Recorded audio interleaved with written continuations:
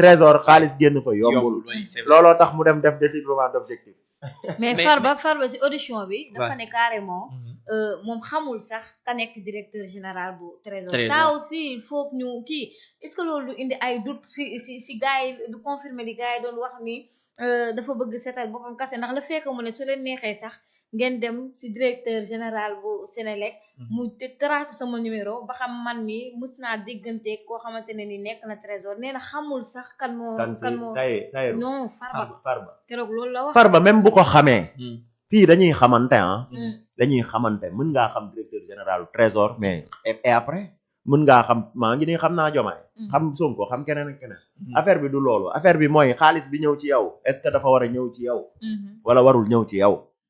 bu xasee génn trésor rek pour man jaar na ci règle yi jaar na ci norme yi boo amee koy incriminer du Farba du Tahirou ok waa trésor mais affaire yi bu mu jógee dafa am beneen coow bu ci amoon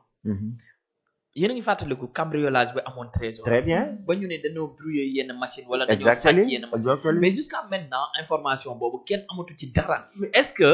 loolu yëpp stratégie la woon ci côté Farba ñoom ñoo ko defoon pour yënga parce que ñu bëri dañu jàppoon ni waa nitu Farba ñoom la ñu yónni ñoo def loolu et mais jusqu'à maintenant ñun amatu ci benn Farba ñëwaat ne dem leen ngeen gëstu si trésor ñu retracer ainsi de suite mais amul benn information suite bu ci am boobaak léegi man c'est ça mon problème pourquoi ñu ne ay nitu Farba te waxuñu ay nitu état bi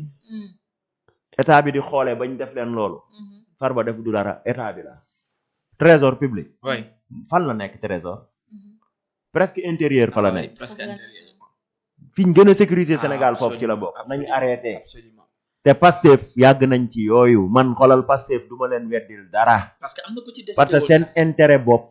jaral na leen lu ne Pastef intérêt boppam pour am naa dëgg jaral na leen lu ne gis nga l'affaire des détenus politiques bi ak amnistie bi li tax mënuñu ko yëkkati dañu xam duñ ci génn parce que y a des gens yuy taxaw amnistie bi li waraloon ñu interpréter ko aussi ñëpp yëg nañ ko ba xaw ma cour suprême ou conseil constitutionnel ba mu leen waxee ni ba mu leen waxee ni jarul sax ñu koy dindi ndax crime de sang yeeg ainsi de suite affaire yi nëbbu ko loolu lu tax prospéré wul lu tax prospéré wul dañ koo kii lu tax prospéré wul boobu ba léegi gisoo xam tontu na si de nee na enquête bi moo ñëw benn fan nga ne diw mii la le temps de lan la doon wax avant muy ñëw au pouvoir yéen xam ngeen ni Pastef avant ñuy ñëw au pouvoir ñoom atte woon nañ ba condamné ñenn ñi dañu waxante dëgg rek devant Sonko la Baba Njaay taalibe Touba yor seen kàddu taxaw daan na ñoom juboowuñu baalewuñu Antoine Diome lañ soxla absolument la personne de Antoine est-ce que tax nañu jàpp Antoine Diome Sonko moo tax lii rek war Ousmane moo ko xam ne la justice est indépendante non attends laa waxuñu foofu problème bi du justice problème bi parquet la ak état ñun suñu problème du justice est-ce que parquet daa ordonné dem leen jàpp Antoine Diome non da koo mën moo kon jeex na non xaara Mame Diarra da ngay indi benn confusion ñu leeral ko Antoine Diome Ousmane Sonko ci boppam moo ko setal ca biir jotaay ba parce que moo ni dara wóoru leen ci Antoine moo def lii ak lee te ñoom dañ doon wax naan Antoine ñàkk a jom li fi xew moo ko def moom lañ ko doon jiiñ l'affaire Didier Badji ak Fulbert Sambou jiiñ nañ ko sax Madiambal Diagne ci ay crime de sang la bokk n'est-ce pas mais duñ ko def duñ ko leeral parce que buñ ko leeralee duñ ci génn lu ci bari lii mooy dëgg bi mais du justice parquet bi tey bu amoon benn détail bu ndaw boo xam na ni exemple Fallou moo defoon lii ci mbir yiñ fii coow yëpp sama tànk du laal suuf mais xam nañ ñoom yow amoo information mais tey ministre de la justice amuloon information peut-être mais tey am na information le procureur mi fi nekk am na information ci li xew gis na PV ci seen njiit di Ousmane Sonko am na information moo leen di jox ndigal moo ko wax ñooñ nag information yi ñu am da leen a favorable loolu bu leen favorable woon dossier yi ubbeeku c'est-à-dire avant ñuy ñëw dañu amul woon les bonnes informations yi nga xam si Ousmane moom amoon na yëpp ok oui ma Ousmane amoon na yëpp da daan wër di yëngalal aras nit ñi bi mu fiy taxaw di jiiñ naan Macky Sall réew diw biir central ak ay policiers am xamoon na ni du dëgg te da ko wax bi mu koy wax moment bu décisif la ko wax parce que lu mu ci jublu woon xale yi galvaniser leen bañ doon ay chair à canon léegi nag kooku amul responsabilité ci xale yi dem yow nga joxe fausse information ay nit dee ci mais kan mooy responsable bi mais si ça continue comme ça kon est-ce waxoon que nañ leen ko nag voilà parce que tey liñ fi jëlee Ousmane Diagne ñu bëri dañoo jàpp ni c'est à cause de ça parce que justice bi dañ doon réclamer ci martyrs yi ngir ñu daal di koy leeral toog na 1 an et quelque leeralu ko Yacine Fall ñëw na gis nañu discours bi c'est-à-dire kon si ça continue comme ça dañu nar a traîner ba 5 ans dilatoire la tu as bien compris dilatoire la gis nga Ousmane Diagne bi ñu ko indee dañ ne c'est un magistrat intègre di gëmloo sénégalais yi ne leen ñoom li ñu doon wax dëgg la amuñu woon benn implication ci li fi xew Macky leen doon tooñ yaa ngi comprendre Ousmane Diagne bi mu ñëwee même bi ñuy déclarer dette bi gis nga Ousmane dafa ni dinañ respecter présomption d'innocence lan la Ousmane waxoon Abdoulaye Daouda Diallo Macky Sall Amadou Ba dañuy répondre devant la justice ndax ñoom la yow ñooñu nga ni ñoom la Cheikh Diba Al Amin Lo ainsi de suite nga bàyyi leen sa biir kon yow nekkoo ci dëgg benn xam nga li ma la mais li ci xew ba xew rek mooy ñoom xamoon nañ ni nekkuñu ci dëgg léegi Ousmane Diagne bi mu demee ba affaire yi di traîner Ousmane nante la moom Sonko mu daal ne léegi comme man mët bi sonal nañ ma dañ may chantage wax na ko booy dañ koy chantage wax na ko te booy li tax ñu koy chantage xam nañ ko parce que booy yi découvrir nañ ni li mu leen doon wax du dëgg léegi liñ mën rek ñoom it profité ku ci nekk loo ciy am nga am ko loolu la deal bi demee léegi li ci nekk mooy xaaral ma daaneel foofu li ci nekk mooy Ousmane Diagne léegi buñ ko fi jëlee indi Yacine Fall xam nga dilatoire la affaire yi day tiir en longueur léegi Yacine Fall ñëw na pousse na passe na est-ce que te du pousse du passe ci dossier yooyu maa la ko wax dossier yooyu du ñuy ñoo koy régler gis nga kii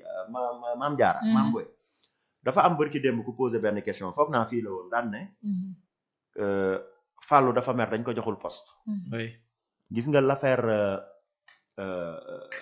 fii la woon kay ma ñibbi sama papa di ko nee na kay yaa ma ko fàttali man maa laajoon ni lan moo tax nga génn si Pastef parce que da nga doon xaar poste amoo wala lan fa yóbbante la sax yóbbante nañ ma si yow loolu waaye nee nañ waaw nee nañ ma xanaa le fait que da nga àndoon ak Pastef ñu falu nitu Pastef yu bëri falu ñu la moo tax très bien xam nga question boobu lu tax tey ma indiwaat parce que li ma doon argumenté léegi daf ci bokk Pastef dama ci nekk gis ni ñuy doxalee du noonu man leen yéen a ngi def erreur bu rëy parce que bu ngeen jëlee réew mi ngeen koy comprendre mais boobu ñoom gisuñu loolu xam nga lu ñu gis Asja maa ngi lay nuyu di nuyu Ibrahima Tine Mar maa ngi lay nuyu tey moom Mar ànd na ak man c'est un ami Iba Mar foog naa yow la Mar xanaa Pastef voilà yee bu mag bon mooy patron Diagne Naar xam na ko macha allah Mar tey nee na ànd na ak yow fii ak Sonko demul bailleurs yi duñ ñëw non bon bref booy yàgg naa la ko wax nag mais da ngaa dëgër boobu mais li ma bëgg a wax mooy Pastef bi ma naan leen bu ngeen ñëwee au pouvoir ngeen di am problème bu rëy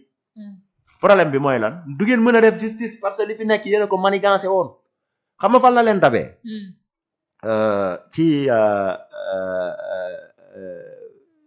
tellement que day wax da ngay def brèche xaw a réer mais fi ma bëgg a wax mooy maanaam situation yi fi nekk ci Ousmane Diagne ñu jëlee ko fi indi ki nga xam ni mooy Yacine Fall dossier yooyu du bouger mais man li ma leen doon wax à l'époque mooy lii ngeen di def bu ngeen ñëwee au pouvoir réalité bi mooy taxaw seen kanam